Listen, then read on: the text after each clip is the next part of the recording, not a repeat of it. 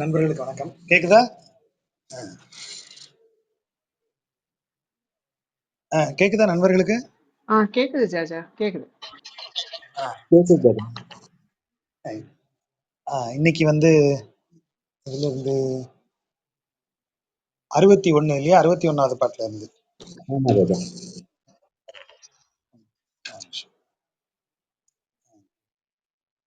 பொய்கை ஆழ்வார்களுடைய 61வது அந்த முதல் திருவந்தாதியில் 61வது பாட்டுல இருந்து. உலகும் உலகு இறந்த ஊழியும் ஒன்கேழ் விலகு கருங்கடலும் வெற்பும் உலகினில் செந்தியும் வானும் திருமால் தன் புந்தியில் ஆய புணர்ப்பு. அது 4 வரி தான். பழையபடி நிறைய வேலை வைப்பாரு. தெரியும் இந்த உலகம்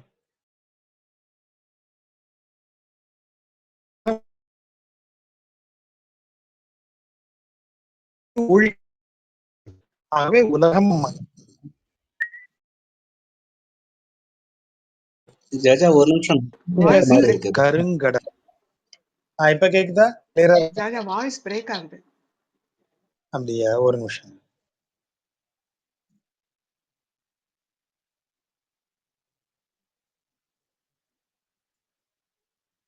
இப்ப கேக்குதா? கிளியரா இருக்கா? இல்ல ஜாஜா, கொஞ்சம் விட்டு வர்ற மாதிரி தான்.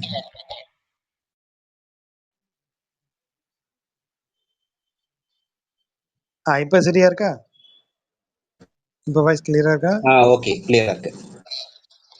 சரி. உலகம் உலகிறந்த ஊழியம் அப்படின்னு சொல்லும்போது இந்த உலகம் ஊழியில் மறைந்து போவதைத்தான் உலகு இறந்த ஊழியம்ங்கிறாரு. அதன் பிறகு ஒன்கேழ் விலகு கருங்கடலும். ஒன் என்றால் 3 சுழியின் ஒன். இந்த ஒன் அப்படின்னா அழகிய, ஒளி வீசக்கூடியன்னு பொருள். அந்த அழகிய, கேள் என்றால் அலை, அந்த நிறம், சரி, அந்த உறைந்திருப்பது, சேர்ந்திருப்பது, அழகிய நிறம் சேர்ந்த விலகு என்றால் அலை அப்படின்னு பொருள். அதாவது அழகிய வண்ணத்தோடு அலைகளை வீசக்கூடிய கருங்கடல். அது கடலினுடைய நிறம் கருப்பா இருக்கிறது, ஆனா அது வீசக்கூடிய அலை நிறம் வெண்மையாக இருக்கிறது. அதனாலதான் அந்த ஒளிங்கிற வார்த்தையை, ஒன் அப்படிங்கிற வார்த்தையை பயன்படுத்துறாரு. ஸோ அப்படி ஒளி வீசும் அலைகளை வீசும் அழகிய கடல், அதுவும் வெற்பு, வெற்புனா மலை, அதுவும் உலகினில் செந்தியும், இந்த உலகத்தில் இருக்கக்கூடிய நெருப்பும் மாருதமும், காற்றாகவும் வானாகவும் திருமால் தன் புந்தியில் ஆய புணர்ப்பு. இது அனைத்துமே இவ்வாறாக இந்த உலகில் ஒரு உலகம் உருவாவது, அந்த உலகில் இந்த மலைகள், கடல்கள், காற்று, நீர், நெருப்பு என்று அனைத்தும் உருவாவது, அது மீண்டும் அழிந்து போவது, உலகு இறந்த ஊழியும், ஒரு ஊழியால் இவை அனைத்தும் மறைவதுமாகிய அனைத்துமே திருமாலினுடைய புத்தியில், புத்தி தான் புந்தின்னு வருது, திருமாலினுடைய புத்தியில் தோன்றக்கூடிய உணர்ச்சி, அதாவது உணர்வு, அதாவது அவருடைய சங்கல்பம் அப்படின்னு அதை சொல்றாங்க. புணர்ப்பு அப்படின்னா படைப்பு. திருமாலுடைய புத்தியில் ஏற்பட்ட படைப்பு தான் இது அனைத்தும் நெருப்பாகவும் நீராகவும் காற்றாகவும் இன்ன பிறவற்றாகவும் மாறி நமக்கு கிடைத்திருக்கிறது அப்படின்னு சொல்றாரு.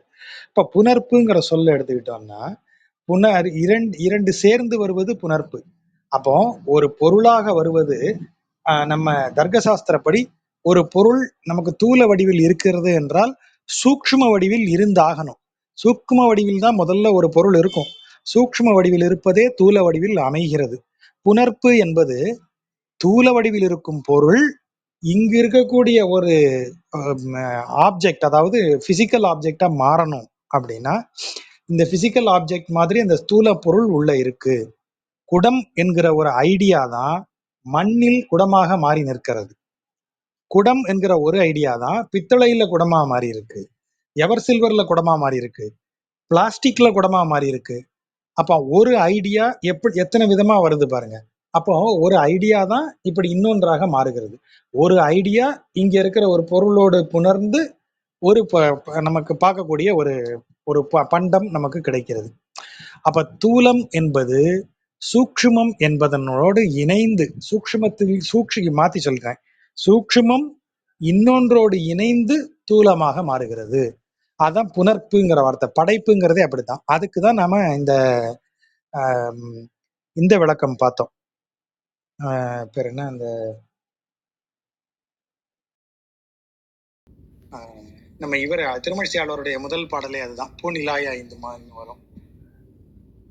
அந்த 5 பூதங்கள் எப்படி உருவாகி வருகின்றன. பஞ்சீகரண வித்தை. கரெக்ட், பஞ்சீகரண வித்தை. நன்றி. இந்த பஞ்சீகரண வித்தை இந்த அடிப்படையில தான் வருது. இது எவருடைய மனதில் தூலமாக சூக்ஷ்மமாக எவரால் தூலமாக மாறுகிறது? எது மேல சொன்ன லிஸ்ட் இதெல்லாம் அப்படின்னா அனைத்துமே திருமாலினுடைய மனதிலிருந்து அப்படின்னு சொல்றாரு. அப்ப மொத்த படைப்பே அவன்தான், படைப்பின் யோசனையும் அவன்தான், அந்த படைப்பும் அவன்தான் அப்படின்னு அவர் சொல்லியிருக்காரு. புனர்மருதின் ஊடு போய் பூங்குருந்தம் சாய்த்து மனம் மருவ மால்விடை 7 செற்று கணம்பெருவ 7 உலகு தாயினவும் என் திசையும் போயினவும் சூழறவ பொங்கு அணையான் தோள். அவனுடைய வலிமையை சொல்றார். எப்பேற்பட்ட எவ்வளவு பிரம்மாண்டமானவன், இறைவனுடைய பிரம்மாண்டத்தை சொல்லுகிறார்.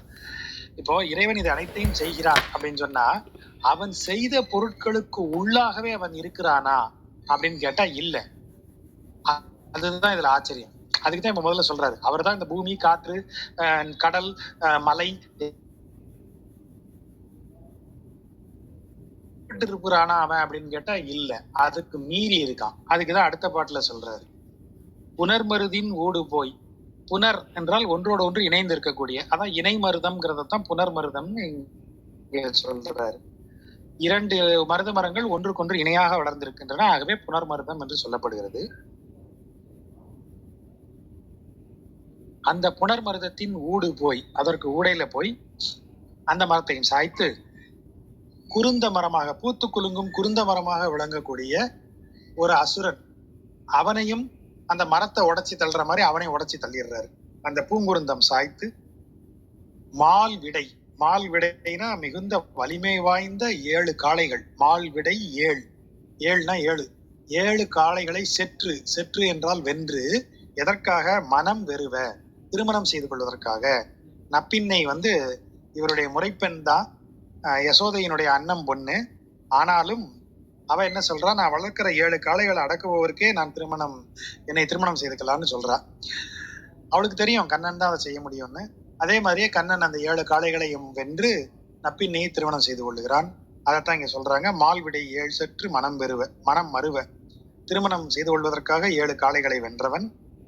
கணம், கணம் என்றால் உயிர் கணம்னு பொருள். அதாவது உயிர்களெல்லாம் வெறுவ, உயிர்களெல்லாம் பயப்படும்படியாக 7 உலகு தாயினவும், தாயின தாவின, 7 உலகத்தையும் நிரப்பிக்கொண்டு இப்படி பாஞ்சி வருது. எது? என் திசையும் போயினவும், 8 திசைகளிலும் விரிந்து 7 உலகங்களிலும் நிரம்பி இப்படி தாவி வளர்ந்து வருகிறது. எது அப்படி வளர்ந்து வருகிறது?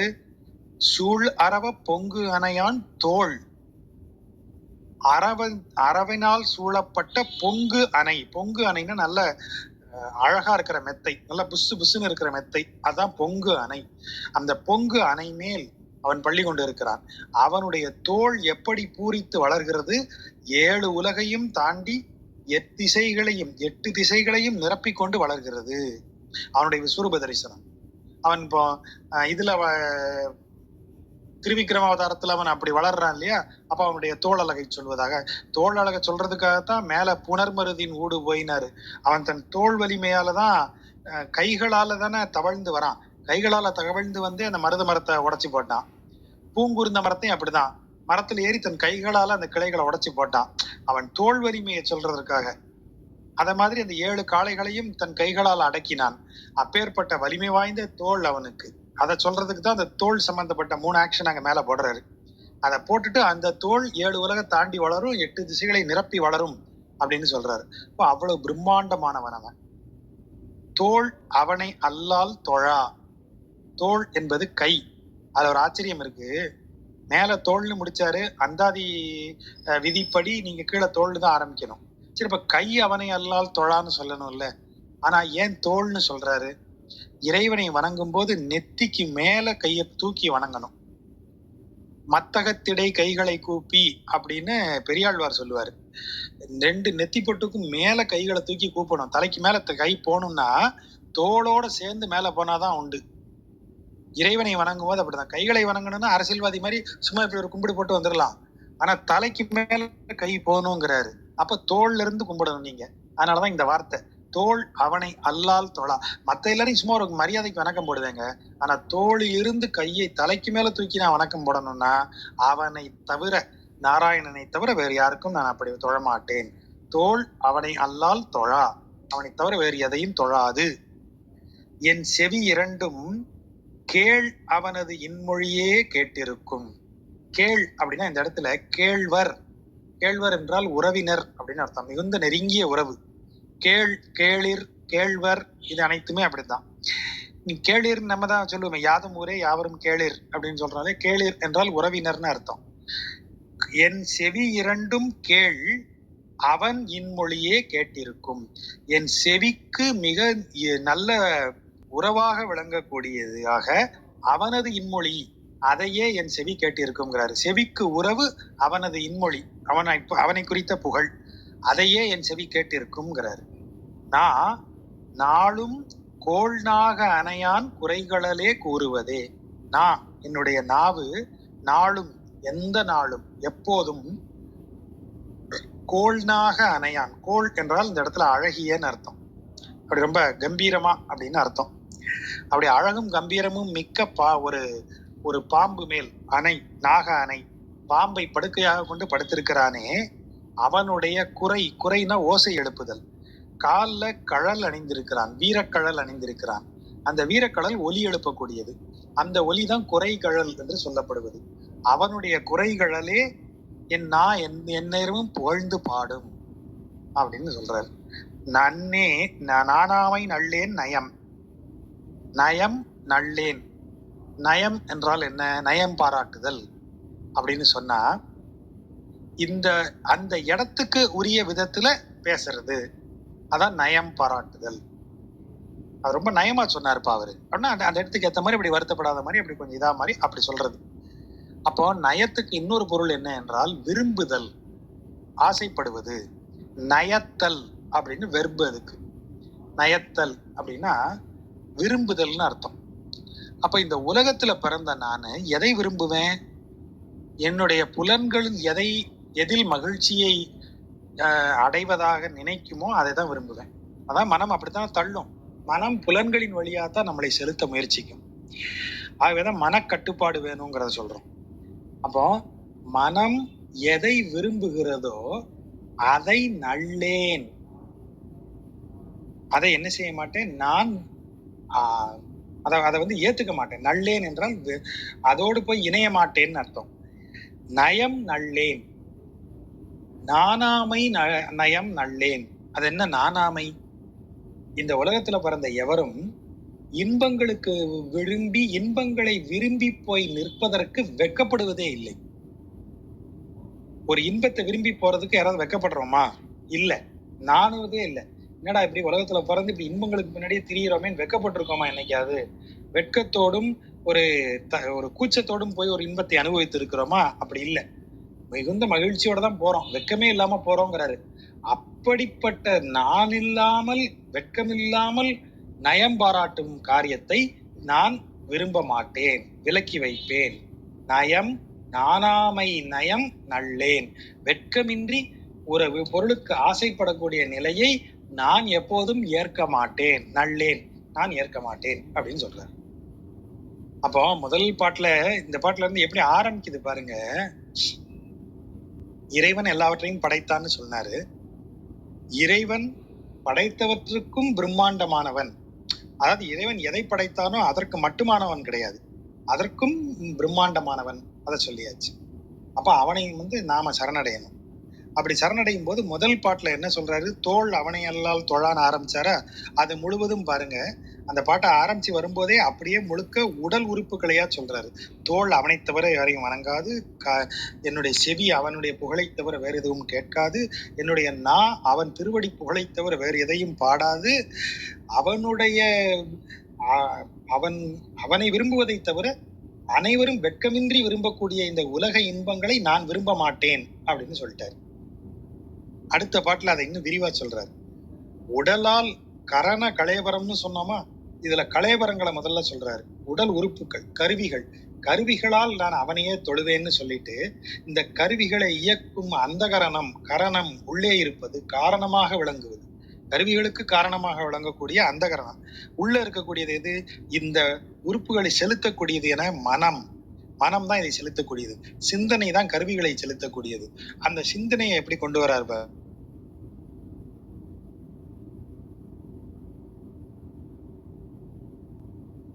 நல்லேன். நள்ளுதல் என்றால் விரும்பி சேர்தல்னு அர்த்தம். நல்லேன், ஏற்க மாட்டேன், பக்கத்திலே போக மாட்டேன். யாரோடு? கீழாரோடு, கீழ்மையான குணங்கள் உடையவர்களோடு சேர மாட்டேன்.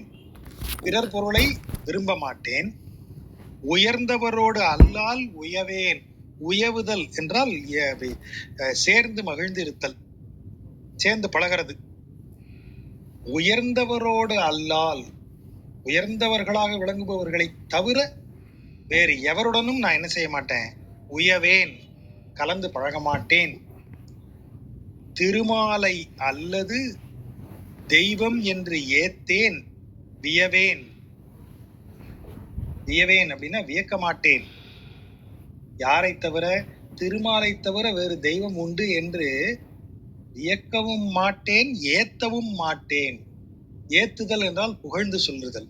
வியத்தல் மனதால் நினைக்கிறது. அப்படியா, இவ்வளவு செஞ்சிருக்காரு, அவ்வளவு பெரிய கடவுளா அவரு, பாருங்கள் இப்போதே உங்கள் துயரங்கள் தீர்ந்து விடும் அப்படின்லாம் ஒரு அறிவிப்பு வருது. திடீர்னு பார்த்தா ஒரு வயசான தாத்தா உட்கார வச்சு இவர் எல்லா துன்பங்களையும் தீர்த்துருவார், இவர் கனவுல வருவார்னு அப்படிலாம் சொல்றாங்க. அப்படியா நம்ம ஆச்சரியப்படுறதுக்கெல்லாம் இங்க இடமே கிடையாது. அதான் அவர் சொல்றாரு, அப்படிலாம் எந்த கடவுளையும் வியக்கவும் மாட்டேன், வேற எந்த கடவுளையும் புகழவும் மாட்டேன். வியவேன், ஏத்தேன் திருமாலை அல்லது தெய்வம். திருமாலை தவிர வேறு தெய்வத்தை வியக்கவும் மாட்டேன், ஏற்கவும் மாட்டேன். வருமாறு என்மேல் வினை கேள்வி. ஆறு என்றால் வழின்னு ஒரு பொருள் இருக்கு. இப்படி நான் இருந்தேன்னு வைங்க, எனக்கு எப்படி வினை வந்து சேரும் அப்படின்னு கேட்கிறாரு. எப்படியா வினை வர்றதுக்கு வழி ஏது அப்படின்னு கேட்கிறாரு. ஆறு என்பது வழி. வருமாறு வினை என்மேல் வினை வருமாறு என்ன அர்த்தம்? எப்படி என் மேல் வினை வருமாறு வரும் வழி என்னவா இருக்க முடியும்? ஏன்னா நான் தான் வினை வரும் வழி எல்லாத்தையும் அடைச்சிட்டேனே. எப்படி அடைச்ச? பிறர் பொருளை விரும்ப மாட்டேன், கீழாரோடு சேர மாட்டேன், உயர்ந்தவர்களோடு மட்டுமே சேருவேன், திருமாலை தவிர வேறு எவரையும் தெய்வம் என்று வணங்க மாட்டேன், அவர்களை புகழ மாட்டேன். முடிஞ்சது, அவ்வளவுதான். அப்ப என் மேல எப்படி வினை வந்து சேரும் அப்படின்னு அவர் அழகா சொல்றாரு. அப்ப இதுல போற பாருங்க, மனதின் சிந்தனை. பிறர் பொருள் விரும்புதல், கீழாரோடு சேருதல், கீழாரோடு சேராமல் இருத்தல், உயர்ந்தோரோடு மட்டும் சேருவது, தெய்வத்தை வியப்பது, தெய்வத்தை ஏத்துவது, இது அனைத்தும் மனதால் நிகழ்வது. அந்த மனதால் நிகழ்வது எல்லாத்தையும் இந்த பாட்டுல சொல்லிட்டார். போன பாட்டுல உடல் உறுப்புகளை சொன்னார், இந்த பாட்டுல மனதால் நிகழ்வதை சொல்லிட்டார். அப்போ வினை அப்படிங்கிறது எதனால் வருகிறதுன்னு கேட்டீங்கன்னா இந்த ரெண்டு பாட்டையும் எடுத்துக்கலாம். கரெக்டா வினையில முடிக்கிறார் பாருங்க. கருவிகளால் நீ செய்யும் காரியம், அந்த காரியம் உன் மனதால் உன் சிந்தனையால் தூண்டப்பட்டு செயல்படுகிறது. அப்ப சிந்தனையாலும் மனதாலும் தூண்டப்படும் கருவிகளால் செய்யப்படும் செயல்களினால் வினை உருவாகிறது. அதான் கரெக்டா மூணாவது பாட்டுல வினைக்கு இப்ப வந்துட்டாரு. வருமாறு என்மேல் வினை அப்படின்னு ஒரு லீடு வைக்கிறார, எனக்கு எப்படியா வினை வந்து சேரும்? அப்போ அடுத்த பாட்டுல என்ன அழகா சொல்றாரு பாருங்க. நினைதற்கு அறியானை, அதாவது அறியவன், நினைத்து பார்க்க அறியவன் அப்படின்னா நினைச்சு பார்க்கவே முடியாதா? அப்படி அல்ல. அவனை நினைத்து பார்த்து தியானித்தவன் என்றால் அவனை முழுவதாக நீங்கள் அறிந்து கொண்டு விட முடியுமா, புரிந்து கொண்டு விட முடியுமான்னு கேட்ட கஷ்டம். அதனாலதான் நினைதற்கு அறியான். இப்போ நான் வந்து என் காலேஜ் வாழ்க்கையை நினைச்சு பார்த்தேன் அப்படின்னு சொல்றேன். அப்படின்னா என்ன அர்த்தம்? என் காலேஜ்ல என்ன நடந்தது, யார் வந்து என் ஃப்ரெண்ட்ஸா இருந்தாங்க, என்னென்ன சம்பவங்கள் நடந்தது, எங்க படிச்சேன், எந்த வருடம் படிச்சேன், யாரெல்லாம் எனக்கு பாடம் எடுத்தாங்க, எல்லா விஷயமுமே என்னுடைய நினைவிற்கு உட்பட்டு இருக்கிறது. என் நினைவை தாண்டி என்ன 2-3 விஷயம் மறந்து போயிருப்பேன். அது இன்னொருத்தன் கேட்டா அவன் சொல்லுவான், நீ மொக்க வாங்கினதெல்லாம் நாங்க ஞாபகம் வச்சிருக்கோம்ப்பா, எப்படி நாங்க மொக்க வாங்கினதை நீ ஞாபகம் வச்சிருக்கியோ, அப்புறம் நீ வாங்கினதை நாங்க ஞாபகம் வச்சிருக்கோம்னு அவன் நம்மள சொல்லுவான். அப்போ எப்படியும் எல்லாமே நினைப்பிற்கு உள்ள அடங்கக்கூடியதா இருக்கு. ஆனால் இறைவனை குறித்து நாம் அப்படி நினைக்கிறதாக இருந்தால் அவன் அந்த நினைப்பிற்குள் அடங்கி விடுவானான்னு கேட்டா இல்ல. நினைப்பிற்குள் அடங்காத அரியவன் அவன். ஆகவேதான் நினைத்தற்கு அறியான், நினைதற்கு அறியான்ங்கிற வார்த்தை அப்படி வருது. அதை நினைச்சு பார்க்கவே முடியாது, அவனை நினைச்சு பார்க்கறதே கஷ்டம். அந்த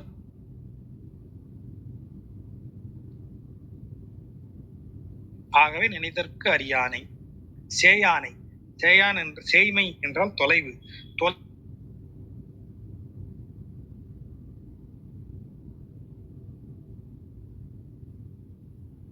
முதற்கணின்னு கவிஞர் இசை ஒரு ஒரு இந்த கற்பனை கல்விக்காக ஒரு வகுப்பு போன சனிக்கிழமை, முந்தின சனிக்கிழமை எடுத்துட்டு வந்தேன். இதுல ஈரோடுல அவங்களுக்கு அந்த கவிதையை நான் பொருளா வச்சிருந்தேன். முதல் கனிங்கிற தலைப்புல இவர் எழுதினது. அது ரொம்ப சிம்பிள். அது அப்படியே அந்த பைபிளிக்கல் நாலேஜ் இருந்ததுன்னா நமக்கு அந்த பாட்டு புரியும், அந்த கவிதை புரியும்.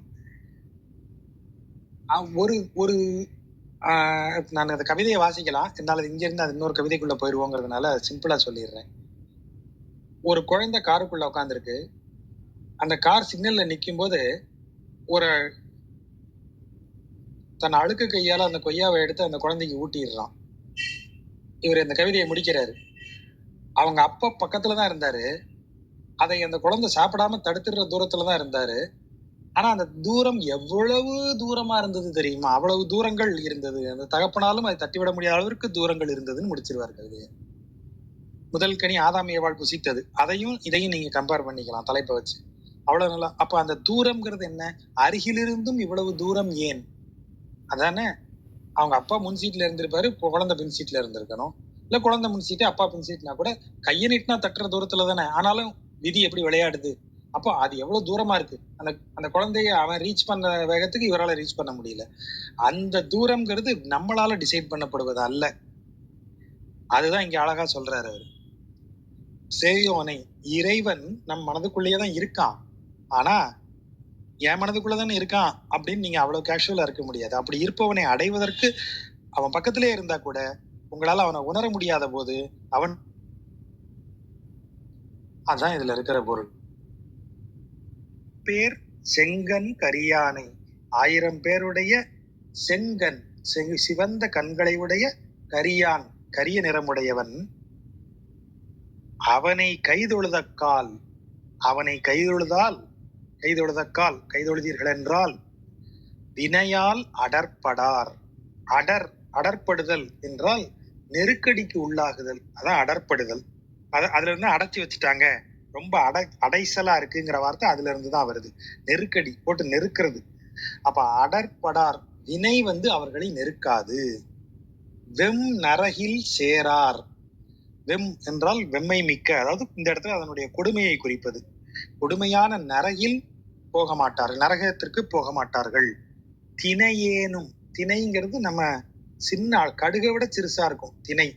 அந்த திணை அளவு கூட தீ கதிக்கண், தீ கதி, கதினா சென்று சேருமிடம், தீ கதி, தீய இதுல போய் சேர்ந்துடுறது.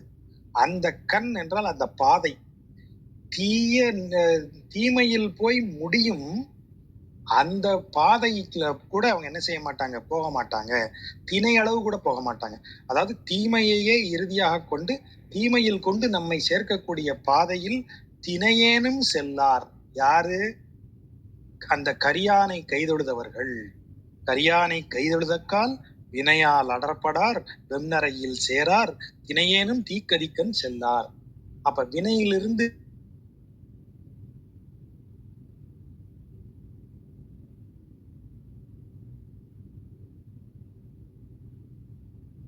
நாலாவது பாட்டுல நெறியோடு எப்படி விளங்க வேண்டும்னு சொன்னாரு. பிறர் பொருளை நயவாமல், கீழோரோடு சேராமல், உயர்ந்தோரோடு மட்டுமே சேர்ங்கி நிற்கக்கூடிய நெறி வழிபடக்கூடிய வழிமுறைகளை சொன்னார். மனதை எப்படி அந்த நெறிக்குள்ள வைக்கணும்னு சொன்னார். இந்த பாட்டுல வினையிலிருந்து விலகுவது எப்படி, வினை பயன்களிலிருந்து காத்துக்கொள்வது எப்படின்னு சொன்னார். அடுத்த வரியில சொல்றாரு பாருங்க, காலை எழுந்து உலகம் காலை எழுந்து, அப்படி அதை வாசிக்கணும். உலகம் காலையில எழுந்திருக்குது. அப்ப உலகம் காலையில் எழும்போதே எழுந்து, அப்படி வாசிக்கணும். அதை எழுந்து கற்பனவும் கற்று உணர்ந்த, கற்பனவும் கற்க வேண்டியவற்றை கற்று உணர்ந்த, அதான் கற்பனவும். கற்பனவும் என்றால் கற்கக்கூடியதும், எதை படிக்கணுமோ அதுதான் படிப்பு. ஏன் அப்ப கற்பனவும் என்றால் கற்க வேண்டியவைன்னு அர்த்தம். கற்க வேண்டியவற்றை கற்று உணர்ந்து மேலை தலை மறையோர். மேலை தலை மறையோர், அது என்ன மேலை தலை மறையோர்? வேதத்துல மேல் வேதம் கீழ் வேதம்னு 2 இருக்கான். கீழ் வேதம் எனப்படுவது கர்மகாண்டம், அதாவது இந்த செயல்களால் ஆனது, யாகம் யஜ்ஞம் இவற்றால் ஆனது. மேலை வேதம், அதாவது மேல் வேதம் எனப்படுவது உபனிஷத் சாரம், அதாவது ஞானகாண்டத்தை குறிக்கக்கூடியது. அந்த ஞானகாண்டமாகிய உபனிஷத் பகுதிகளாகிய வேதத்தை உயர்த்தி உணர்பவர்கள் தான் கற்பனவும் கற்று உணர்ந்து மேலை தலை மறையோர். மேலை வேதத்தை கற்று உணர்ந்தவர்கள். அதுதான் பூர்வ மீமாம்சம்ல இருந்து உத்தர மீமாம்சமாக வரக்கூடிய வேதாந்தம். மேலை வேதம் என்று சொல்லப்படுவது வேதாந்த கருத்துக்கள் நிறைந்தது. ஆகவே இங்கு வேதாந்திகளை குறிப்பிடுவதாக உரையாசிரியர் கருத்து. கற்று உணர்ந்த மேலை தலை மறையோர், அது கற்க வேண்டிய விதத்தில் கற்று உணர்ந்த மறையோர், வேத நெறி நிற்போர். வேட்பன, வேட்பன என்றால் விரும்புவது, கேட்பது.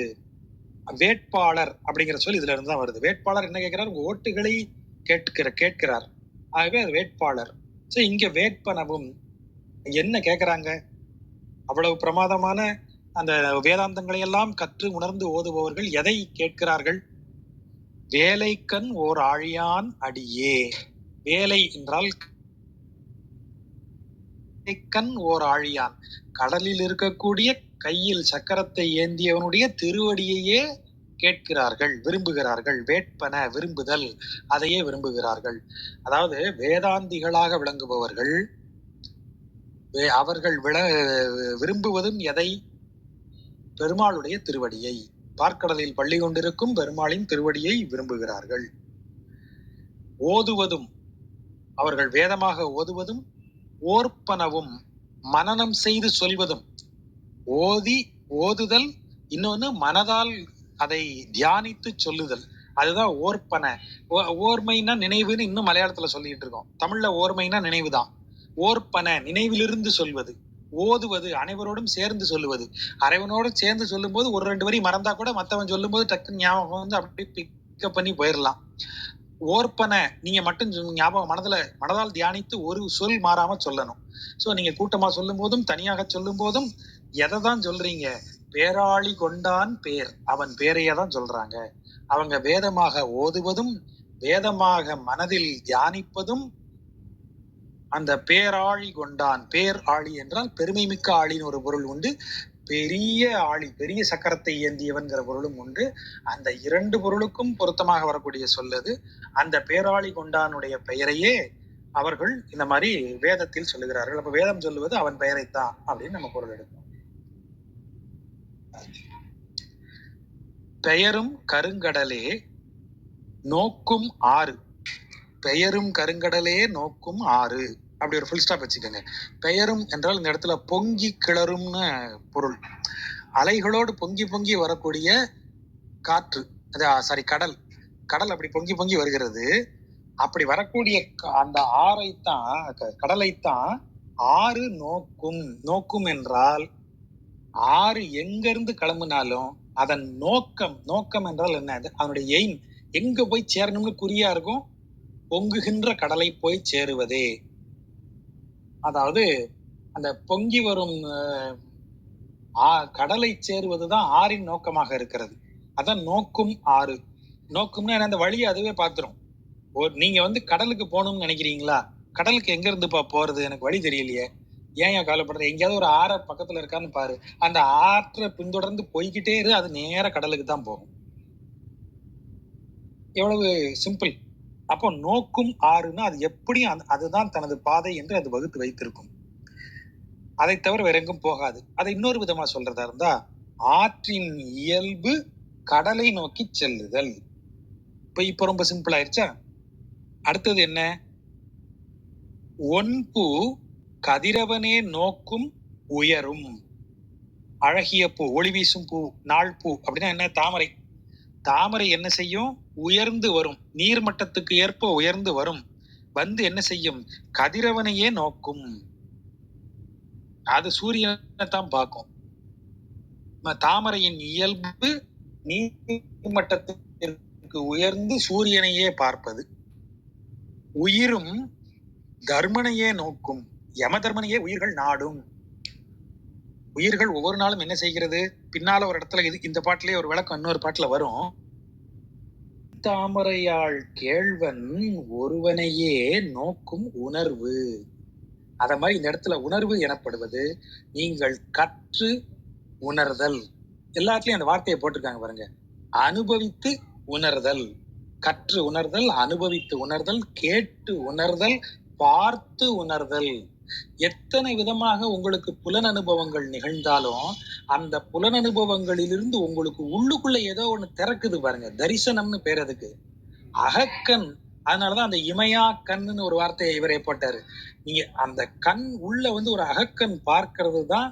ஒரு நொடி அகக்கண் ரீட் பண்ணிருச்சுன்னு வைங்க கவிதைய, இது இல்ல அது அப்படி தோணிடும்.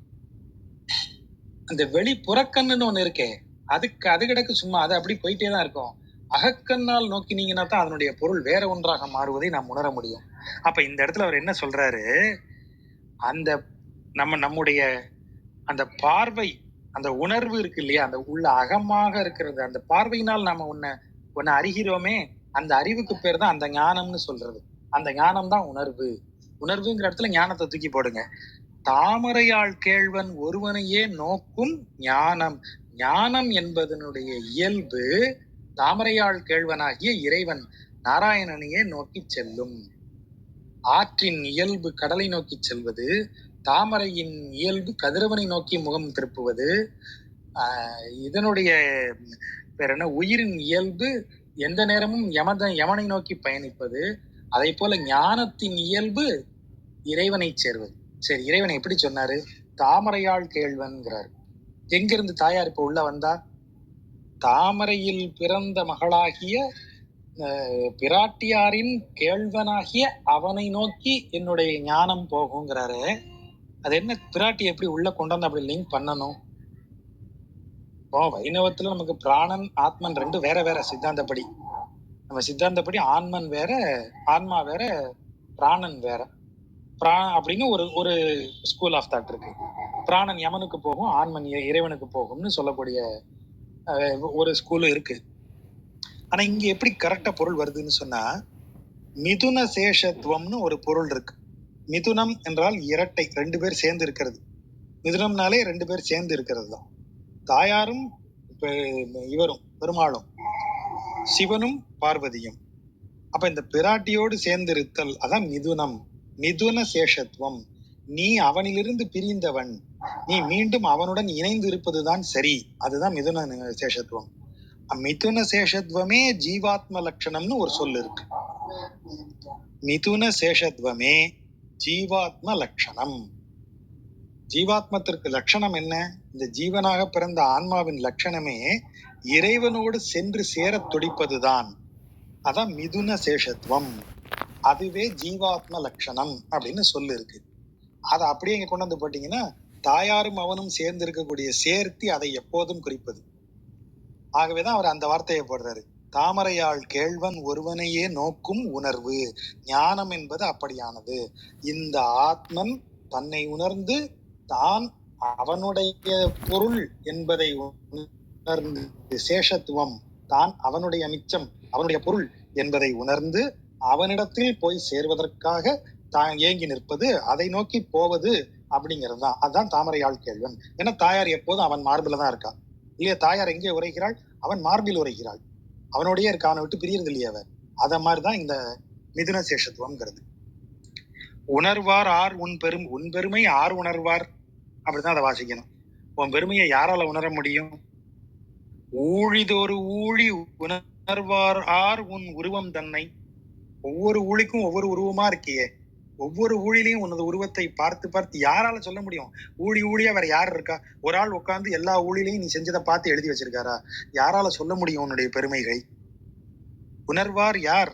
நீ கிடந்த பால் பால் என்றால் பார்க்கடல்.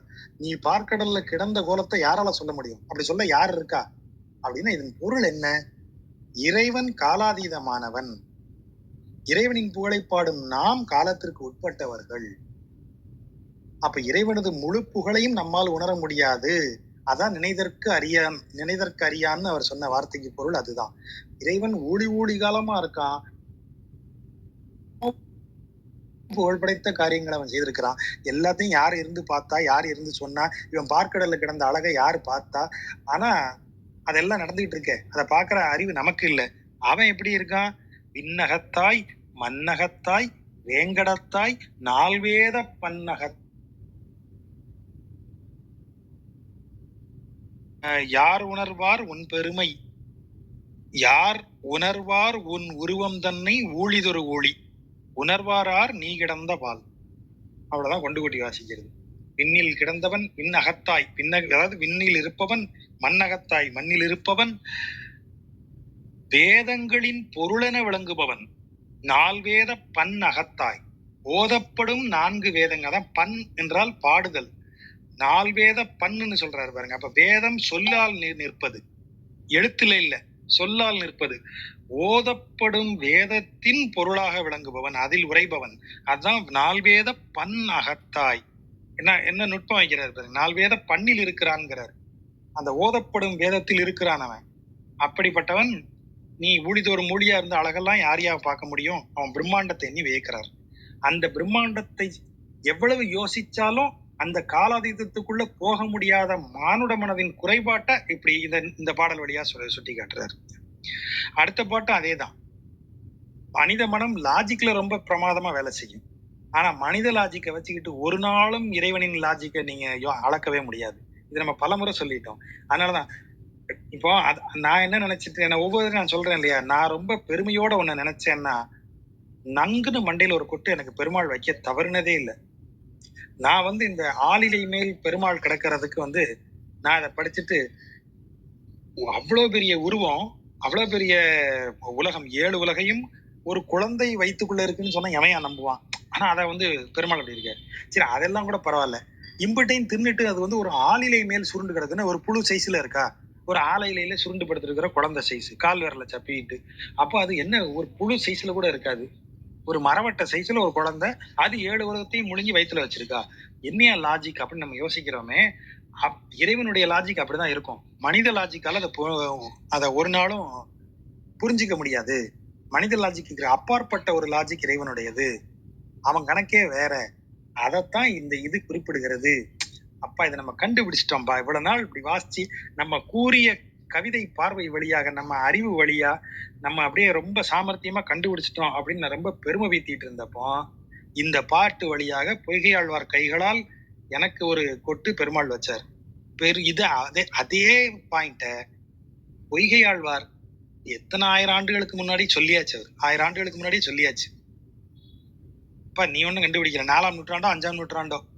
நான் இன்னைக்கு பாதி பாட்டை வாசிச்சுட்டு பெருமையா இருக்கிறேன், நான் தான் புதுசா ஏதோ கண்டுபிடிச்சிட்ட மாதிரி. 7 உலகு உண்டு ஆள் இலையின் மேல் பாலன் தனது உருவாய் அன்று நீ வளர்ந்த மெய் என்பர். வேதங்கள் மற்றவர்கள் என்ன சொல்லுகிறார்கள்? அன்றைக்கு நீ 7 உலகத்தையும் உண்டு ஆலை இலை மேல் பாலன் தனது உருவாய், ஒரு குழந்தையினுடைய உருவாய் வளர்ந்த கண்.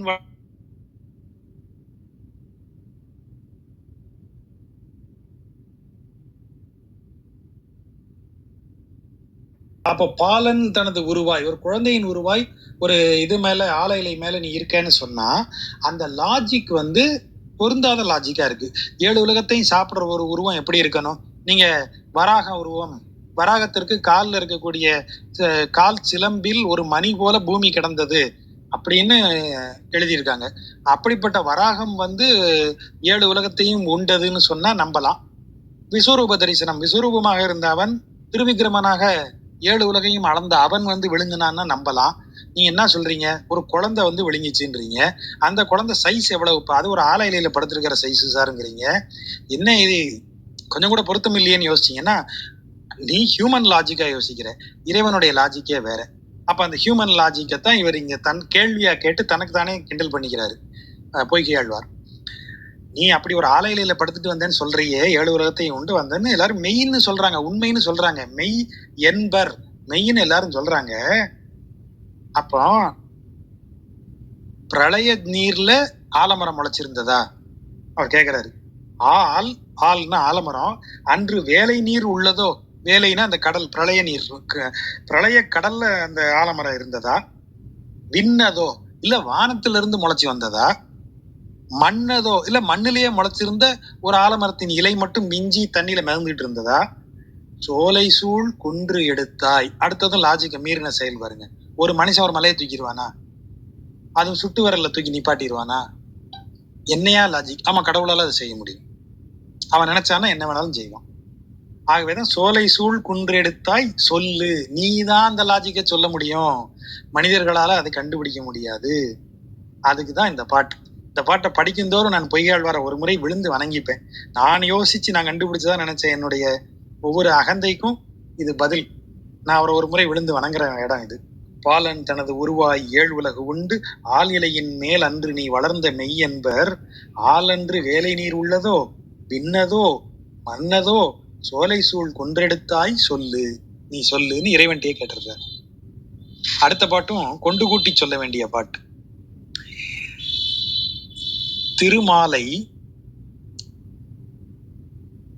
திருமாலை நல் இதழ் தாமத்தால், தாமம் என்றால் மலர் மாலை, நல் இதழ் தாமம் நல்ல மலரால் ஆன மாலை, வேள்வியால் வேள்விகளால், தந்திரத்தால், தந்திரம்ங்கிறது கிரியை, அதாவது செய்கை, கிரியைகள் மூலம், பூச்சூட்டுதல், அவருக்கு அபிஷேகம் செய்தல், இது நிவேதனம் செய்தல், ஆரத்தி காட்டுதல், இதை அனைத்துமே செய்கைகள், செயல்களால் அவனை இது வணங்குவது. அதான் தந்திரம்னு சொல்றது. தந்திரத்தால், மந்திரத்தால், மந்திரம் என்பது இந்த அசைவுகளின்றி செய்கைகளின்றி மனதால் வணங்குவதுதான் மந்திரம். சோ மனதால் வணங்குதல். அப்படி மந்திரத்தால், திருமாலை நல் இதழ் தாமத்தால், வேள்வியால், தந்திரத்தால், மந்திரத்தால், விழும் உடம்பு செல்லும் தனையும் தொழுமின். விழும் உடம்பு, இந்த உடம்பு விழற வரையில அவரை தொழுங்கள். எப்படி தொழுங்கள்? நல்ல மலர் மாலையை சூட்டி தொழுங்கள், வேள்வி செய்து துதியுங்கள், செயல்களால் பூசை முதலிய செய்கைகளால் அவனை வணங்குங்கள், மனதால் மந்திரமாக தியானித்து அவனை வணங்குங்கள். சொல்லும் தனையும், இதெல்லாம் செய்யும் தனையும்னு சொல்லியாச்சு. இதெல்லாம் செய்ய முடிஞ்ச வரைக்கும் செல்லும் தனையும், விழும்புடம்பு செல்லும் தனையும், ஒன்னுத்துக்கும் ஆகாம இந்த உடம்பு ஓஞ்சி விழற வரைக்கும் உடம்பு செல்லுது இல்லையா? செல்லுது என்றால் இந்த இடத்துல செயல்படுகிறதுன்னு அர்த்தம். இந்த ஓய்ந்து விழும் உடம்பு செயல்படும் வரை நீங்கள் இந்த செயல்களை எல்லாம் செய்யுங்க. என்னது? அவனை மலரிட்டு வணங்குதலும், வேள்வி செய்து வணங்குதலும், அவனை மந்திரத்தால் வணங்குவதும் தந்திரத்தால் வணங்குவதுமாகிய காரியங்களை செய்யுங்கள். சொல்லும் தனையும், வாயில சொல்லு இருக்கிற வரையும் நாமத்தால் ஏத்துதிரேல் நன்று. சொல்லுந்தனையும் நாமத்தால் ஏத்துதிரேல் நன்று. வாயால சொல்ல முடிஞ்ச வரைக்கும் அவனது பெயரை சொல்லி அவன் நாமத்தை சொல்லி புகழ்ந்தீர்கள் என்றால் நன்று. செயல் சொல் ரெண்டுலையும் அவனை எப்படி வணங்கணும்னு சொல்றார். பிணி மூப்பு நன்று கையகற்றி 4 ஊழி நின்று நிலம் முழுதும் ஆண்டாலும் என்றும் விடல் அடலாளி கொண்டான் மாட்டு அன்பு. ஆழி நெஞ்சமே வேண்டினேன் கண்டாய். தனது நெஞ்சிட்டு தானே வேண்டாரு. எப்பா நெஞ்சமே, உன்கிட்ட வேண்டி கேட்டுக்கிறேன். என்ன வேண்டி கேட்டுக்கிற நெஞ்சத்திட்ட? பிணி மூப்பு முதலிய குறைபாடுகள் எதுவும் இல்லாமல் நன்று கையகற்றி, அவை என்னை சேராதவருக்கு கையகற்றி. உரையாசிரியர்கள் இதுக்கு பிரமாதமான விளக்கம் சொல்லியிருக்காங்க. கைவல்ய மோட்சம், அதாவது கைவல்ய நிஷ்டன். நம்ம ஏற்கனவே சொல்லியிருக்கோம் இல்லையா? ஆத்மன் தனது ஆத்மனில் ஒருத்தவன் லைத்திருப்பது கைவல்ய நிலை. ஆத்மன் தான் எல்லாவற்றையும், எல்லாவற்றையும் அனுபவிக்க கூடியது உடல். ஆனால் உடலுக்குள் இருக்கக்கூடிய ஆன்மா இது எவற்றிலும் பற்றில்லாது தனித்து நிற்பது. அந்த ஆன்மாவே நிலை பெற்றது. அந்த ஆன்மாவிற்கு பசி, தூக்கம், துக்கம், பிணி, மூப்பு இவை எவையும் கிடையாது அப்படின்னு சொல்லியாச்சு. அப்ப நீங்க கொஞ்சம் கொஞ்சமா போய் ஆத்மால லயித்து இருந்தீர்கள் என்றால் ஆத்ம லயிப்பு, தன் ஆன்மனில் தான் நிலைத்திருத்தல், அதுதான் கைவல்ய நிலை. அந்த கைவல்ய நிலைக்கு அடுத்த நிலை சைவ சித்தாந்தம் கைவல்ய நிலையை சிறப்பென சொல்லும். வைணவம் என்ன சொல்லும்? கைவல்யத்துக்கு மேலேயும் நிலை இருக்குப்பா. சைவமும் அதை சொல்லுது. அதுல கைவல்ய நிலை, கைவல்ய மோட்சம்னு பேர் அதுக்கு. கைவல்யத்திற்கு மேல இருக்கிறது அந்த ஆத்மாவில் லயித்து இருப்பது உனக்கு இந்த பூமியில இருக்கிற துயரங்களிலிருந்து விடுதலை கொடுத்துரும். பூமியின் துயரங்களாக வரக்கூடியவை பிணி, மூப்பு போன்றவை. அவற்றிலிருந்து உனக்கு விடுதலை கிடைக்கும். ஆனால் திரும்ப பிறவி எடுக்கும் துயரம் ஒன்று உண்டு. இந்த உடலை துறக்கக்கூடியது, இந்த உடலுக்கு ஏற்படக்கூடிய துயரம் வராதே தவிர இந்த உடல் திரும்ப வராதுன்னு என்ன நிச்சயம்? அப்படி வர வேண்டும் என்றால் நீ கைவல்யத்தையும் தாண்டி ஆத்மனையும் விட்டு ஆத்மனை கொண்டு போய் யார்கிட்ட சேர்க்கணும்? இறைவன் கிட்ட சேர்க்கணும் அப்படின்னு சொல்றது. அதுதான் இந்த இடத்துல சிறப்பான ஒன்றாக சொல்லப்படுவது. நன்று பிணிமூப்பு கையகற்றி, கொண்டு கூட்டி வாசிக்கும் போது பிணிமூப்பு நன்று கையகற்றி, கையகற்றினா இந்த உடலில் இருந்து அகற்றியாச்சு. அதை அப்ப கைவல்ய நிலை. அப்ப நீ நிலைத்து வாழ்ந்து இந்த உலக இன்பங்களை அனுபவிக்கிறீர்கள். எப்படி அனுபவிக்கிறீங்க? நிலம் முழுதும் 4 ஊழி காலம் ஆளுகிறீர்கள். 1 ஊழி 2 ஊழி காலம் இல்ல, 4 ஊழி கால் 4 யுகங்களாக நிலைத்து நின்று இந்த உலகத்தையே ஆண்டு வரக்கூடிய அளவிற்கு நீங்கள் இருந்தாலும் பிணி மூப்பு ஆகிய இந்த பூமியின் துயரங்கள் உங்களை தொடாதிருந்தாலும் நெஞ்சமே நீ யார மறக்க கூடாது? இறைவனாகிய எம்பெருமானாகிய நாராயணனை, அவன் மேல் கொண்ட அன்பை ஆழி கொண்டான். அடல் ஆழி, வலிமை மிக்க அந்த ஆழியை கொண்டவன் மேல் நீ வைத்திருக்கும் அன்பை மாத்திரம் விடா, என்றும் விடல், என்றைக்கும் விட்டு விடாதே.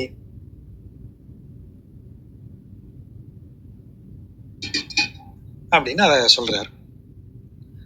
அன்பு ஆழியானை அணுகு என்னும், இப்படி வாசிக்கணும். அன்பு ஆழியானை அணுகு என்னும் என்று சொல்லும். அன்பு என்ன சொல்லுமா? ஆழியேந்தியவனையே அணுகுவாயாகன்னு சொல்லுமா. நான் அவன் தன் பண்பாழி தோள்பரவி ஏத்து என்னும் என்று சொல்லும். நாக்கு என்ன சொல்லும்? அவனுடைய பண்பு மிக்க தோள். அது பண்பாழின்னு அது ஒரே சொல்லா பிரிப்பாங்க, ஒரே சொல்ல ஆக்குவாங்க. அப்படி இல்லை, பண்பு பிளஸ் ஆழி. ஆழியினுடைய பண்பு என்பது அழகு. இங்க அழகு மிக்க ஆழி, அந்த சக்கரம், அதனுடைய அதை ஏந்தும் தோளை பரவி பாடுவாயாக, புகழ்வாயாகன்னு நாக்கு சொல்லுமா. முன்பு ஊழி காணானை கான் எனும் கண். கண் என்ன சொல்லுமா? ஊழி என்றால் முன்னால் நடந்ததுன்னு அர்த்தம். அதனுடைய இன்னொரு பொருள் என்ன? முன்பு நடந்ததுங்கிற பொருள். இப்போ நான் போய் இறைவனை வணங்குகிறேன். அப்ப இறைவன் என்ன செய்ய மாட்டானா, முன்பு ஊழி காணானை, அவன் என்னுடைய முன்பு ஊழ், இதற்கு முன்பு என்னுடைய ஊழ், என்னுடைய ஊழி என்பது ஊழிலிருந்து வருவது. என் ஊழ் என்ன, இதற்கு முன்பு இவன் செய்த பாவங்கள் என்னங்கிறத அவன் பார்க்க மாட்டானா. முன் ஊழி காணானை, முன்பு ஊழ், நான் முன்பு செய்த தீயுள் நல்லூழ் ஆகிய ஊழ்களை காணான், பார்க்க மாட்டான். அதே தானே கிறிஸ்தவத்திலையும் நீங்க போனீங்கன்னா அதானே, வருத்தப்பட்டு பாரஞ்சுமக்கிறவர்களே என்னிடத்துல வாருங்கள், நான் நிலைப்பாறுதலை தருவேன். நீங்க இதுக்கு பாவிகளின் இது பாவிகளுக்காகத்தான் பரலோக ராஜ்யம் திறந்திருக்கிறதுன்றாரு இயேசு. இறைவன் யாருக்காக காத்திருக்கான்? பாவிகளுக்காகத்தான் காத்திருக்கான். வாங்கய்யா வாங்க, பரவாயில்ல விடுங்க, பழைய கதையை விடுங்க, இப்ப நீ ஒண்ணு நல்லா இருக்கணும்னு நினைக்கிறல்ல, வா பழைய கதையை விடு. அப்படி உன் பழைய கதையை பார்க்கவே மாட்டார் அவரு. முன்பு ஊழி காணானை, உன்னுடைய முந்தைய பாவங்களை, அந்த வார்த்தையை கவனிங்க. ஊழ்ல ரெண்டுமே பொருந்தும், நல்லூழ் தீயுள் ரெண்டும் பொருந்தும். நீங்க இறைவன் கிட்ட அப்படி போகும்போது, சார் நிறைய புண்ணியம் பண்ணிருக்கேன், என்னை மட்டும் கொஞ்சம் ஸ்பெஷலா கவனிங்கன்னு அவன்கிட்ட கேட்க முடியாது. அவன் முன்பு போய் நிற்கும் போது பெரும் பாவம் செய்து தனது இறைவனை வணங்கி வரக்கூடிய ஒருவனுக்கும் நல்லூழ் செய்து இறைவனை வணங்கும் ஒருவனும் அவன் முன்பு இணையாகத்தான் நிற்பாங்க. இறைவனுக்கு அந்த பேதம் இல்லை. நான் எப்போதும் சொல்றது, மொழிக்கும் இறைவனுக்கும் அந்த பேதம் கிடையாதுன்னு நான் மொழியை நினைக்கும் போதெல்லாம் அதை நினைச்சுப்பேன். நல்லவனுக்கும் மொழி தான், கெட்டவனுக்கும் மொழி தான், வசைக்கும் மொழி தான், வாழ்த்துக்கும் மொழி தான். அப்ப இறைவனும் அதை மாதிரிதான், நல்லவனுக்கும் அவன் தான், கெட்டவனுக்கும் அவன் தான். ஆகவேதான் இங்க அந்த வார்த்தை முன்பு ஊழி காணானை கான் எனும் கண். அப்படி உன்னுடைய நல்லூழ் தீயுள் ஆகியவற்றை காணாமல் உன்னை நீ வருவதை மட்டுமே காணக்கூடிய அவனை காண்பாயாகன்னு என் கண்ணு சொல்லும். செவி என்ன சொல்லும்? பூனாரம் பூண்டான் புகழ் கேள் என்னும். பூன் ஆரம், அழகிய ஆபரணங்களை அணிந்த அவனது புகழையே கேட்பாயாகன்னு என் செவி சொல்லும். சரி, மற்றதில் இதுல ஒரு சுவாரஸ்யத்தை பாருங்க. நான், கண், செவி 3 உடல் உறுப்புகள். அவனை அணுகுன்னு சொல்றது எது சொல்லியிருக்கணும்? நெஞ்சம். நெஞ்சம் தானே நம்ம சிந்தனை, நெஞ்சு தானே சொல்லியிருக்கணும். அங்க மட்டும் எப்படி அன்பு ஆழியானை அணுகு என்று சொல்லும் அப்படின்னா, அன்பு. இவருடைய பாடல் ஆரம்பமே எங்க இருந்து ஆரம்பிக்கிறாருன்னு பாருங்க. இவருடைய பாடலின் முதல் பாடமே என்ன? அன்பு தான் அந்த இடத்துல வரும். அந்த வையம் தகழியாக வார்கடலை நெய்யாக வெய்ய கதிரோன் விளக்காக செய்ய அந்த பாடல்ல அடுத்து ஆழ்வார் பாடும்போது அன்பே தகழியாகன்னு பாடுவார். எது மாறுகிறது என்றால், நீங்கள் இறைவனை வணங்குவதே, இறைவனின் மீது நீங்கள் செலுத்தும் பக்தியே அன்பினால் ஆனதுதான். ஆகவே எனது நெஞ்சம் என்பது அன்பினால் ஆனால்தான் இதெல்லாம் நடக்கும். அங்க நெஞ்சம் என்பதையே மறந்து அந்த இடத்தில் அன்புங்கிற வார்த்தை விழுது. நெஞ்சு ஆழியானை அணுகு என்னும் அப்படின்னு எழுதணும். ஆனா நெஞ்சில் அன்பு நிறைந்து இருப்பதால் எல்லா நெஞ்சும் இறைவனை போய் அணுகுன்னு சொல்லிருமா? அன்பினால் நிறைந்த நெஞ்சு மட்டுமே அதை சொல்ல முடியும். அன்பே நெஞ்சமாக மாறியவர்களுக்குத்தான் அது சாத்தியம். ஆகவேதான் அந்த வார்த்தையை போடுறாரு. அன்பு ஆழியானை அணுகு என்னும் அப்படின்னு சொல்றாரு. இத்தனைக்கும் மேல அடுத்த கேள்வி. ஏன்னா இந்த அன்புக்கான பொருளை நான் அடுத்த பாடல்ல இருந்து எடுக்கிறேன். ஏன்னா சாதாரண நெஞ்சு என்ன செய்யும்? ஒரு நேரம் பாராட்டும், ஒரு நேரம் திட்டும். அது எப்படி சொல்றது? அதை நான் அனுபவிச்சிருக்கேன் நிறைய நேரங்கள்ல. நம்மள ஒருத்தர் கவனிப்பாரு. ஆகா, பாத்தியா ரொம்ப நல்லவன், நான் எல்லாரும் இருக்கும்போது நான் வந்தவொடனே எப்படி மரியாதையா பேசிட்டு போய் எல்லாம் செஞ்சேன் பாத்தியா. இன்னொரு சந்தர்ப்பத்துல அவர் வேற ஒரு பிஸியா இருப்பாரு. அவனுக்கு பார்த்தா வாங்க வாங்க அப்படின்ட்டு அடுத்த ஆள்கிட்ட பேசிட்டு நம்மள்ட்ட வருவாரு. இவன் முன்ன மாதிரி இல்ல, ரொம்ப மாறிட்டான், ரொம்ப திமிரு பிடிச்சு போச்சு அவனுக்கு. அகந்த கொடி. நீதானே அவனை புகழ்ந்த கொஞ்ச நேரத்துக்கு முன்னாடி, அது போன மாசம். இப்ப திட்டுற, அது இந்த மாசம். அடுத்த மாசம் உன்னை பார்த்து ஏதாவது ஒண்ணு சொல்லிட்டானா என்ன செய்வ? திரும்ப போட போற. இதுதான் மனித நெஞ்சம். நெஞ்சம் மாறிக்கிட்டே இருக்கும். அந்த முதல்ல சொன்ன நெஞ்சம் முழுவதும் அன்பால் ஆனது. அங்க நெஞ்சமே இல்ல. அன்பு ஆழியானை அணுகும்னு தெளிவா சொல்லிட்டாரு. நெஞ்சு அணுகாது, நெஞ்சில் இருக்கும் அன்புதான் அணுகும். சரி, நெஞ்ச வச்சிருந்தா என்ன செய்யும்? அந்த விளக்கம் தான் இந்த பாட்டுல சொல்றாரு. புகழ்வாய், அவனை நீ புகழ்வ. பழிப்பாய், அவனையே நீ ஏசுவ. பூந்துழாயானை இகழ்வாய், நீ அவனை நீ இகழ்வ. அவனையே புகழ்வ, அவனையே பழிச்சு பேசுவ, அவனையே இகழ்ந்து பேசுவ. திகழ் நீர் கடலும் கருதும் நெஞ்சே, கருதுவாய் நெஞ்சே. நெஞ்சே ஒன்ன மறந்துடாத. தன் நெஞ்ச பார்த்து சொல்றாரு. நீ அவனை புகழ்வ, அப்புறம் கொஞ்ச நேரம் கழிச்சு இகழ்வ, அப்புறம் இன்னொரு சந்தர்ப்பத்துல அவனையே நீ பழி சொல்லாம் பேசுவ. ஆனா ஒன்ன மறந்துடாத. கருதுவாய் என்றால் நினைவில் வை. ஒன்ன மறந்துடாத, நினைவுல வச்சுக்கோ. திகழ் நீர் கடலும் மலையும் இரு விசும்பும் காற்றும் உடலும் உயிரும் ஏற்றான் அவன். அவன் உள்ளடங்கி வருது. அவன் தான் இது அத்தனையுமா இருக்கான், அதை மறந்துடாத. நீ என்னமோ நீ படைச்ச உலகத்துக்கு அவன் நீ யார கடவுள்னு நினைக்கிறியோ, கடவுள் உன்னை எப்படி நடத்த வேண்டும் என்று நினைக்கிறாயோ அப்படி உன்னை நடத்திக்கிட்டு இருக்கிறவன் கிடையாது அந்த கடவுள். நீ நினைப்ப உன் நினப்புக்கு தகுந்த மாதிரி ஏதாவது செயல்பட்டான்னா கடவுளை நீ புகழ்ந்து பேசுவ. உன் நினப்புக்கு தகுந்த மாதிரி செயல்படாம அவன் வேற விதமா செயல்பட்டான்னா உடனே அவனை நீ இகழ்ந்து பேசுவ. உனக்கு வர வேண்டிய வினை பயன்கள் வரும்போது அவனை தான் பழி சொல்லுவ. நீ இறைவன் என்னை சோதிக்கிறான்னு இறைவன் மேல பழிய போடுவ. நீ செஞ்ச வினை உனக்கு வருதுங்கிறத மறந்துடுவ. இப்படியெல்லாம் நீ செய்வாய் நெஞ்சே. ஆனா நெஞ்சே, கருதுவாய் நெஞ்சே, உன்னை மறந்துடாத, உன்னை நினைவுல வை. நீ இவ்வளவு ஆட்டம் ஆடுற இந்த பூமியும் இதில் உள்ள பொருட்கள் அனைத்தும் அவனேதான். அவன் ஏற்றான் என்றால் அந்த ரோல் அவன் ஏற்றான். அவனேதான் அது எல்லாமாகவும் இருக்கான்னு அர்த்தம். அவனேதான் தன்னை திகழ் நீர் கடலாக ஏற்றான், தன்னை கடலாக வைத்துக் கொண்டிருக்கிறான். மலையும் இரு விசும்பும் காற்றும் உடலும் உயிரும் ஏற்றான். அவன் தான் இது அத்தனையுமா இருக்கான். உன் உடலாக இருப்பவனும் அவன்தான், உன் உயிரென விளங்குபவனும் அவன்தான். அதை மறந்துடாத. அதை மறந்து போய் நீ என்னவோ பேசிட்டு இருப்ப, பேசு. இப்ப தெரியுதா மேல இருக்கிற அன்புன்னு நெஞ்சம்னு போடாம அங்க அன்பு ஆழியானைன்னு ஆரம்பிச்ச இடம் இதுதான். வெறும் நெஞ்சமா இருந்தா அந்த நெஞ்சம் என்ன செய்யும்? புகழ்வாய் பழிப்பாய் நீ இகழ்வாய் நெஞ்சே, இதெல்லாம் செய்வ. அடுத்த பாடல்ல சிவனையும் பெருமாளையும் சேர்த்து சொல்றது. இது சிவன் கம்மியா சொல்றாரு அப்படின்னு இதுக்கு ஒரு கொண்டு கூட்டி பொருள் சொல்லுவாங்க. நம்ம அவ்வளவு தூரத்துக்கு கடும் வைணவ சொற்களுக்குள்ளலாம் நம்ம போக வேண்டியது இல்லை. சிம்பிளா சொல்றதா இருந்தா ஏற்றான்னா ரிஷபத்தை வாகனமாக ஏற்றான், புல் ஊர்ந்தான். ரிஷபத்தை வாகனமாக ஏற்றவன் சிவன், புல் ஊர்ந்தான். கருடனில் ஏறியவன் நம்ம பெருமாள். எயில் எரித்தான். எயில்னா கோட்டைன்னு அர்த்தம். திரிபுரம் எரி செய்தவன் இல்லையா சிவன், 3 கோட்டைகளை எரித்தான் இல்லையா, ஆகவே அதை எயில் எரித்தான். மார்பு இடந்தான்.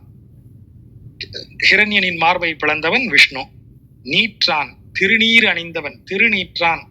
திருநீர் அணிந்தவன் யாரு? சிவன். நிழல்மணி வண்ணத்தான். நிழல்மணினா என்ன அர்த்தம்? மணினா நல்ல அருமையான ரத்தனம், அதனுடைய குளிர்ந்த ஒளி, அதான் நிழல் ஒளி. குளிர்ந்த ஒளி போல நிறமுடையவன், கரும் நிறம், அந்த நிறமுடையவன். கூற்று ஒருபால் மங்கையான். கூற்றுனா உடல். கூற்று ஒருபால் மங்கையான், உடலின் ஒரு பாகத்தை மங்கைக்கு கொடுத்தவன், அர்த்தநாரியாகிய சிவன். பூமகளான். பூமகளை ஏற்றவன் யாரு? பெருமாள். பூமகள் யாரு? தாயார், பிராட்டி மகாலட்சுமி. வார் சடையான், அப்படியே சுற்றி இருக்கக்கூடிய நீர் வார்க்கும் சடை, அதாவது கங்கையை கொண்டவன். வார் சடையான். நீழ்முடியான், இவன் நீண்ட கிரீடத்தை அணிந்தவன். கங்கையான், அவன் கங்கையான், இவன் நீள் கடலான், நீண்ட பாதங்களை உடையவன், அவன் கங்கையை உடையவன். காப்பு, இருவரும் காப்பு.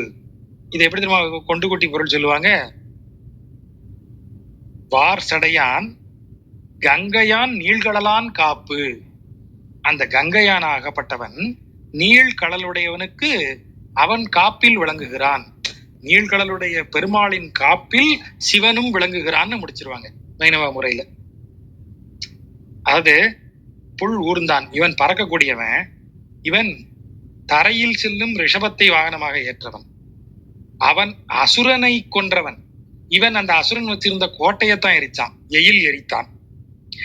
அவன் குளிர்ந்த மணி போல் ஒளி வீசக்கூடியவன். இவன் சாம்பலை அள்ளி பூசி கொண்டிருப்பவன். இவன் மலரில் மலர்ந்த மங்கையை கொண்டிருப்பவன். அவனோ உடலில் ஒரு பாதி கொடுத்து அவஸ்தைப்படுபவன். அவனுக்கு தலையில கிரீடமே கிடையாது, வெறும் சடைமுடிதான். இவனுக்கு நீண்ட கிரீடங்கள் எல்லாம் உண்டு. அவன் கங்கையை தலையிலேந்தி அவஸ்தைப்படுபவன். இந்த நீள் பாதங்களை உடைய இவனிடத்தில் காப்பாக நிற்கிறான். இவனுக்கு கீழே அவன் இவனுடைய பாதுகாப்பில் இருக்கிறான் அப்படின்னு வைணவ விளக்கம். அதுக்கும் பொருந்தி வர்ற மாதிரிதான் அந்த பாட்டும் 2 விதமாகவும் இருக்கு. காப்பு உன்னை உண்ண கழியும். காப்புனா பந்தம். காப்புனா இப்படி பிடிச்சு வைக்கிறது. இப்ப கையில காப்பு போடுறோம் அப்படின்னா அர்த்தம் அது கையோடையே இருக்கும்னு அர்த்தம். காப்பு உன்னை உண்ண. உண்ணுதல் என்றால் தியானித்தல், மனசுல அதுவே நினைப்பா இருக்கிறது தான் உண்ணுதல். அப்போ 2 சுழியின் மனதுல உன்னையே நினைச்சிட்டு இருந்தா பந்தங்கள் கழியும். நம்ம பந்தங்கள் எல்லாம் நம்ம விட்டு போகும். அருவினைகள் ஆப்பு. ஆப்பு என்றால் கட்டுன்னு அர்த்தம். அது யாப்புங்கிறதனுடைய சொல்லு. ஆப்பு, யாப்பு தான் ஆப்புன்னு வருது. யாப்புனா என்ன? ஒரு கவிதை எப்படி கட்டப்பட வேண்டும், the construction of the form of a poetry. ஒரு poem, the form of a poem. Poetry இல்ல, போயம். ஒரு போயம்னுடைய, ஒரு கவிதையினுடைய கட்டுமானம் எப்படி இருக்கணுங்கிற அந்த லாஜிக் தான் யாப்பு. அந்த யாப்பு விதியை மாற்ற முடியாது. நீங்க தலை தட்டக்கூடாது, சீர் சரியாக இருக்க வேண்டும். அப்ப அந்த கன்ஸ்ட்ரக்ஷன் கரெக்டா இருக்கும். அப்ப அந்த கன்ஸ்ட்ரக்ஷன்ங்கிறது என்னது? ஒரு கட்டு, ஒரு கட்டுமானம். யாப்புங்கிறது ஒரு கட்டுமானம். அப்போ இந்த இடத்துல என்ன சொல்றாங்க? அருவினைகள், நாம் முன்பு செய்த பெரும் பாவங்கள் எல்லாம் நம்மை அப்படியே ஒரு கட்டுமானம் போல பிடிச்சு வச்சிருக்கும் போது, உன்னை உண்ண திருமாலை நினைத்தால் அவிழ்ந்து ஒழியும். அந்த கட்டுமானம் எல்லாம் அப்படியே சரிஞ்சு நம்ம விடுதலை ஆயிடுவோம். மூப்பு உன்னை சிந்திப்பார்க்கு இல்லை. இந்த மூப்புன்னு சொல்லக்கூடியது என்னன்னா, அதை என்ன சொல்லுவாங்கன்னா ஷட்பாவ விகாரங்கள்னு சொல்றது. ஷட்பாவம், ஷட்னா 6 விதமான நிலை மாறுபாடுகள் இந்த உடலுக்கு உண்டு. நிலை கிடையாது, நிலை மாறுபாடுகள். அதான் விகாரம்னு சொல்றது. விகாரம்னா மாறுபாடு. ஷட்பாவ விகாரம். 6 விதமான மாறுதல்கள் இந்த உடலுக்கு உண்டு, நிலை மாறுதல்கள். உளதாகை, முதல்ல இருக்குங்கிற நினைப்பு. உண்டுன்னு ஒண்ணு இருக்குல்ல, அதை எப்படி சொல்லுவாங்க அப்படின்னா, சுக்குலம் ஸ்ரோனிதம் ஆகிய இரண்டும் இந்த உலகில் உண்டு என்றால், அந்த இரண்டும் ஒரு ஆணிடத்திலும் ஒரு பெண்ணிடத்திலும் உண்டு என்றால், அங்கு ஒரு பிறப்பிற்கு காரணம் இருக்கிறது. உளதாகை பிறப்பு இருப்பதற்கு காரணமாகிறது. அடுத்தது என்ன நடக்கிறது? அந்த பிறப்பிற்கான செயல் நடந்த பிறகு உளதாகை பிறக்கை பிறத்தலாகிறது, உடலாக அது பரிணமிக்கிறது. ஒரு ஐடியாவா தானே இருக்கு. ஆண்கிட்ட விந்தாகவும் பெண்ணிடத்தில் கருமுட்டையாகவும் இருக்கும்போது குழந்தை இசன் சூக்ஷ்மம், அது ஒரு ஐடியா. இப்ப இவர்கள் இருவரும் ஒரு செயலில் ஈடுபடும் போது அந்த செயலின் விளைவாக இந்த சூக்ஷ்ம பொருள் தூலப் பொருளாகிறது. பிறக்கை, உளதாகை, பிறக்கை, மாறுகை. பிறந்த போது இருந்த மாதிரியே குழந்தை இருக்கா? மாறுகிறது. வளர்கை, குழந்தை வளர்கிறது. வளர்ந்த பிறகு குறைகை, அதான் மூப்புன்னு சொல்றாங்க. குறைகைக்கு மூப்புன்னு இன்னொரு பேரும் உண்டு. வளர்ந்து திரும்ப தளர்தல். வளர்தலும் தளர்தலும் தான் வாழ்க்கை. கடைசியாக அழிகை, டோட்டலா இல்லாம போறது. உளதாகை, பிறக்கை, மாறுகை, வளர்கை, குறைகை, அழிகை ஆகிய 6 சட்பாவ விகாரங்கள். இந்த 6 மாறுபாடுகளையும் தான் மூப்புங்கிற ஒற்றை சொல்லால நாம சொல்லிட்டு இருக்கோம். அப்போ அந்த மூப்பு உன்னை சிந்திப்பார்க்கு இல்லை. திருமாலை சிந்திப்பவர்களுக்கு அந்த மூப்பு இல்லை. திருமாலே நின் அடியை வந்திப்பார் காண்பர் வழி. வந்திப்பவர் என்றால் வணங்குபவர், வந்தனை செய்பவர். உனது திருவடிகளை வந்தனை செய்பவர்கள் தான் சென்று சேரும் வழி, அதாவது கடை தேரும் வழியை, வீடு வேறடையும் வழியை காண்பர் அப்படின்னு சொல்லி முடிகிறார். இது வரைக்குமான 75 இந்த பாடல் வரைக்கும் இல்லையா? கொஞ்சம் விரைவாக சொல்லிட்டேன்னு நினைக்கிறேன். இந்த நண்பர்களுக்கு வேற கேள்விகள் இருந்தா கேட்கலாம். நன்றி.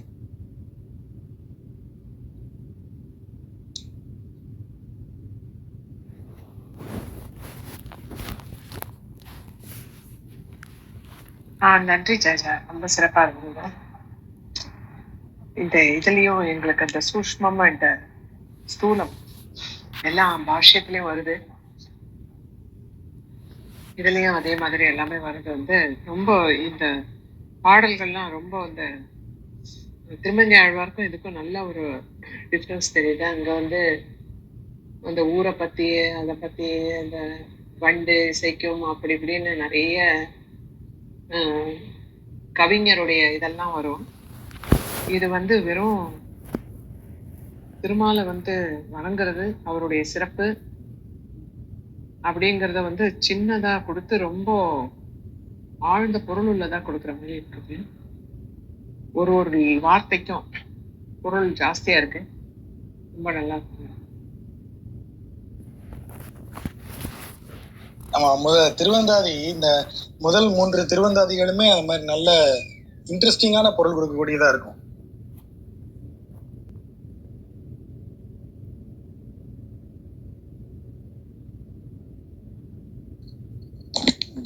இங்க ஒரு இடத்துல வந்து தந்திரங்கள் அப்படின்னு சொல்லி வந்திருந்தது. அவனை வழிபடுறதுக்கான மந்திரம் அப்படின்லாம் சொல்லிட்டு ஒரு இடத்துல தந்திரம்ன்றது வருது. அது வந்து தாந்திரிகத்தை குறிக்கிறதா, எப்படி அது புரிஞ்சுக்கிறது? அது நமக்கு இந்த தாந்திரிகம்ங்கிற முறை வந்து செயல்ங்கிறதுலதான் நமக்கு அது பொருள். தாந்திரிக் பிராக்டிஸ். அது ஏன் தாந்திரிகத்தை பிராக்டிஸ்னு சொல்றோம்? மந்திரம் சொல்லும் போது மாந்திரீக பிராக்டிஸ் ஏன் நமக்கு அந்த சொல்லே வரல? தாந்திரிகத்துக்கு மட்டும் ஏன் பிராக்டிஸ்ங்கிற சொல் வந்து விழுந்தது? ஏனென்றால் அது செயல்முறை, கிரியையை சேர்ந்தது. நம்ம சொல்றோம்ல, கிரியை, சரியை, சாரியைன்னு எத்தனை போட்டு ஒட்டிச்சிருக்கோம். அப்ப கிரியை என்றால் செயல்கள் மூலமாக இறைவனை வணங்குவது. அதனாலதான் வந்து பூஜை முறைகள்ல முத்திரைகள் அதிகமாக இருக்கக்கூடியது தந்திர முறைன்னு சொல்லுவது, தாந்திரிக் பிராக்டிஸ். அதுல இறைவனுக்கு நீங்க திருமுழு காட்டுவது, இறைவனுக்கு நீங்க ஆடை அணிவிப்பது, இறைவனுக்கு நீங்க மலர் மாலை சூட்டுவது, அலங்கரிப்பது, அவனுக்கு உணவு படைப்பது, அவனுக்கு ஆரத்தி காட்டுவது, அவனை ஊர்வலமாக அழைத்து செல்வது, அவனுக்கு விதவிதமாக அலங்காரங்கள் செய்வது. நீங்க ஸ்ரீவில்லிபுத்தூருக்கு போனீங்கன்னா, அந்த ஆடிப்பூரம் டயத்துல போனீங்கன்னா ஆண்டாளுக்கு எண்ணெய் தேய்ச்சி விடுவாங்க. அவ எண்ணெய் தேய்ச்சி குளிக்கிறதுக்குன்னே ஒரு குளமும் ஒரு மண்டபமும் இருக்கு. அங்க போய் அம்மையார் எண்ணெய் தேய்க்கிற அழகை நீங்க பாத்தீங்கன்னா, இன்னும் யூடியூப்ல இருக்கு, ஆண்டாள் எண்ணெய் தேய்த்து குளிக்கல், ஆண்டாள் எண்ணெய் குழி வைபவம்னு போட்டீங்கன்னா இப்பவும் வரும். அவளுக்கு அவ்வளவு அழகா எண்ணெய் தேய்ச்சி அதை முடிய வாரி அழக கண்ணாடியில வேற காட்டி அவளுக்கு சீயக்காய் எல்லாம் போட்டு, அப்புறம் கூந்தல் ஆறுவதற்கு சாம்பிராணி எல்லாம் போட்டு, இதெல்லாம் என்னது? இதெல்லாம் தான் தந்திரம்னு சொல்லப்படுவது. அதை செய்யும் போது நீங்க எப்படி செய்றீங்க? அவள் ஆண்டாள் பெருமாளுடைய தேவி, அவ பெருமாளுடைய பெருமாளின் நாச்சியார்களில் ஒருத்தி அவ. அவ நினைச்சான்னா உனக்கு அட்மிஷன் இம்மிடியட்டா கிடைக்கும், உடனே கிடைக்கும். அப்பேற்பட்ட தெய்வத்தினுடைய அந்த அன்பிற்குரியவளை ஆராதிக்கிற அதே மனப்பாங்கோட தான் அதை செய்வாங்க. அப்போ மந்திரங்களால் மனது ஒருமைப்படும் மாதிரியே இந்த தந்திரங்களாலும் மனம் ஒருமைப்படும். விவேகானந்தர் கர்மயோகம்ங்கிற தலைப்புல ஒரு புத்தகமே எழுதியிருக்கார் இதை குறித்து. செயல்களால் எப்படி மனம் ஒருநிலைப்படும். அவர் அதுலதான் அவர் ஃபேமஸான அந்த கோட்டை சொன்னாரு. தியானத்தில் ஆழ்ந்திருக்கக்கூடிய ஒருவன் அடைவதும் தன்னை மறந்து ஃபுட்பால் விளையாடக்கூடிய ஒருவன் அடைவதும் ஒரே நிலைதான்னு சொன்னார். ஒரு தியான நிலை நீங்க ஃபுட்பால் விளையாடும் போது வரும் அப்படின்னு அவரு அது சொல்றாரு. அப்ப யோசிச்சு பாருங்க, தந்திரம் என்பது செயல்முறை அப்படிங்கிற பொருளை நம்ம எடுக்கணும். அதுல தாந்திரிகம்ங்கிறத நம்ம என்னவோ சாக்தத்தோட கொண்டு போய் சேர்த்தோம். சாக்தம் தாந்திரிகத்தை அதிகமா பயன்படுத்தும். ஆனா தாந்திரிகம் எல்லா மரபுலையும் உண்டு. தானாபத்தியத்துல ஆரம்பிச்சு இது சௌமாரத்திலிருந்து அத்தனை முறைகள்லையும், பௌத்தத்திலையும் சமணத்திலையும் அத்தனையிலையுமே தாந்திரிகம் உண்டு. தாந்திரிகம் எல்லாவற்றிலும் கலந்தது, எல்லாவற்றிலும் செய்கைகள் இருக்கின்றன. புத்தம் சரணம் கச்சாமின்னு எப்படி சொல்லணும்? கை ரெண்டையும் மடிச்சு வச்சுக்கிட்டு சொல்லணுமா? இல்லையே, கைகளை கூப்பி கொண்டுல சொல்லணும். அப்ப ஒரு ஆக்ஷன் வந்து சேர்ந்துருது இல்ல, ஒரு கையசைவு, ஒரு முத்திரை, அது வந்துருச்சுனாலே தாந்திரிகம் உள்ள இருக்குன்னு அர்த்தம். தாந்திரிகம் என்பது செயல்முறை. அந்த அளவுல அதை எடுத்துக்கிட்டோம்னா அது இங்க சரியா இருக்கும்.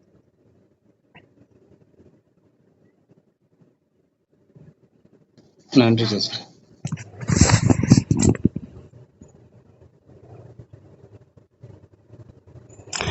நன்றி ஜாஜா, ரொம்ப மிக அருமையாக இருந்தது இன்னைக்கு அமர்வு. வேற கேள்விகள் இருக்கா நண்பர்களுக்கு?